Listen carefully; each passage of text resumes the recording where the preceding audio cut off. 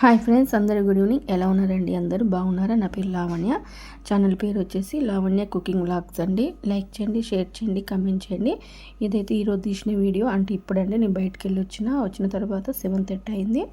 రాగానే ఇక పొద్దున దొంగిన బోర్లు బట్టలు అవన్నీ చదిరి ఎక్కడెక్కడ చదిరి మడత పెట్టి తర్వాత చపాతీ చేస్తున్నాండి. చపాతీ పప్పు టమాటా అయితే చేస్తున్నా. పొద్దు నుంచి ఇంట్లో వంట కూడా చేయలేదు. కొంచెం పొద్దున్నే 9కి వెళ్ళినండి. వచ్చేసరికి 7:30 అయింది. ఇంక ఇంత నైట్ అన్నం కూర అయితే ఎవరు తినరు, చపాతీ అయితే అందరు తింటారు కదా అని చేస్తున్నా. కొంచెం ఎక్కువనే వండిన పప్పు పొద్దున ఉంటే మళ్ళీ పూరి చేయొచ్చు కదా అని.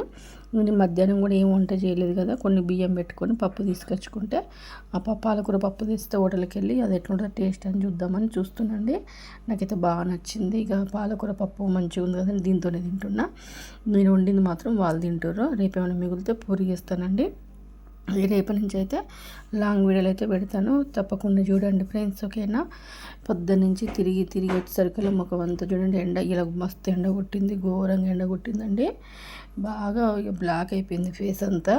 ఇక తినేసి పడుకోవడమే, మస్తు అలసిపోయినాం మేమైతే.